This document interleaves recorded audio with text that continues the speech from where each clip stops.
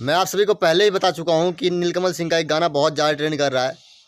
आप सोचिए, जब मैं एक अभी न्यू यूट्यूबर हूँ, नया यूट्यूबर हूँ, जब मैं उस टॉपिक पे वीडियो बनाया, मेरे वीडियो पर व्यू आया 1000, 1200, 1300 व्यू ऐसे करके आया।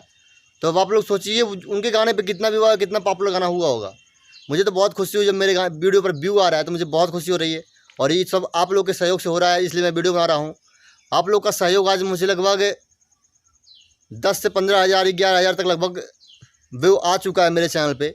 मात्र मैंने 1 महीना मेहनत से काम किया है। चैनल तो 5 महीने पुराना है, उससे पहले मैं मेहनत से काम नहीं करता था। मेहनत की बात ही छोड़ दी, मैं काम ही नहीं करता था यूट्यूब पे। लेकिन 1 महीने से मैं रेगुलर कर रहा हूँ, तो आप लोगों का सहयोग बहुत ज़्यादा रहा।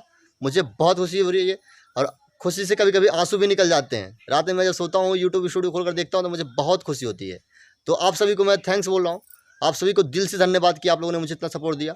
यही वीडियो को एंड करता हूँ। अगर वीडियो पसंद आया तो चैनल को सब्सक्राइब कर ले, बेल आइकन को ऑल पे प्रेस कर ले, भोजपुरी का न्यूज़ सबसे पहले पाने के लिए। जय हिंद, वंदे मातरम। फिर मिलेंगे नेक्स्ट वीडियो में।